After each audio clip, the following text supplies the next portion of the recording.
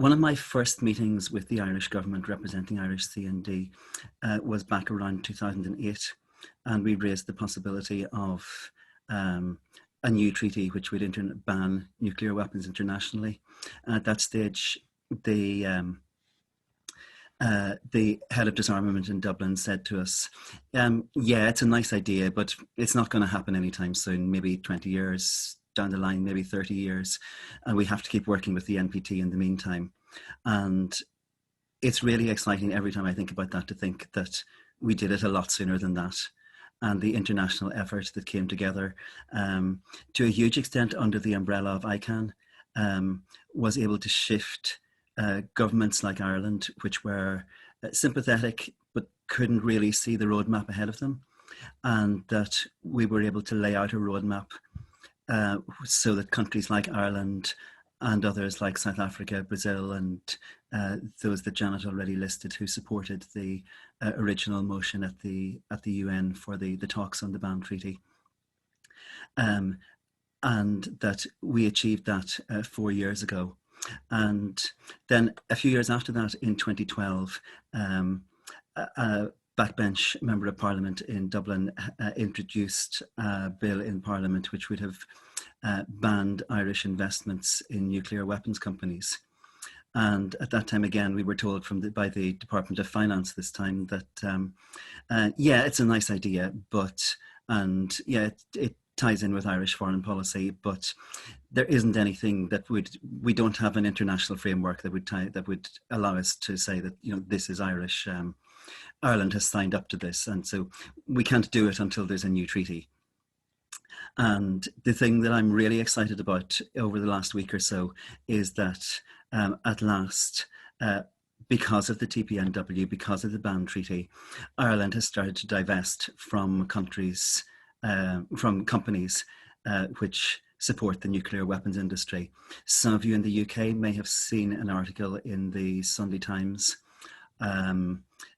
a week ago, not this past Sunday, on the 27th of June, which documented the first divestments from nuclear weapons companies arising from Ireland's ratification of the TPNW. And it's so exciting to see that happening, and to see that the TPNW is having a real impact in terms of policies, not just in terms of laying out what we want to happen and laying out hopes and aspirations, but it's actually making a difference to what countries who have ratified it are doing.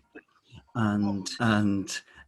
what is even more interesting for me is that the Sunday Times isn't an Irish newspaper. The Sunday Times is distributed in Ireland, but it's a British newspaper. It's published in London. And that shows that the impact of the TPNW is having an impact internationally in the media, and it's having an impact in terms of being picked up in nuclear weapon states like the UK.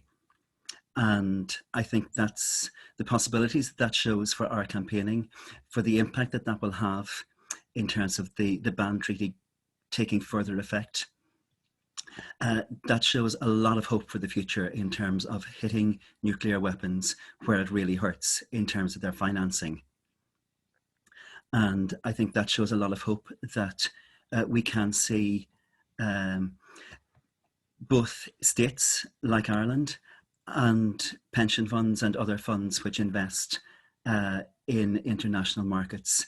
looking at nuclear weapons and saying, this isn't an option anymore. Nuclear weapons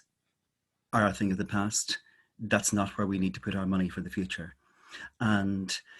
I think the precedent that is set there by Ireland and by other countries in terms of the interpretation of the ban treaty, and particularly the assistance clause in the ban treaty, to say that assistance includes financial investments in nuclear weapons companies, that's going to be important for the future as well, because it's clarifying where that map of the ban treaty is going into the future. So I see all sorts of exciting hopes and possibilities there as we look not just back at the last 4 years and everything that's been achieved by the agreement of the treaty and the gradual ratification by different countries reaching up to 50 and the entry into force earlier this year,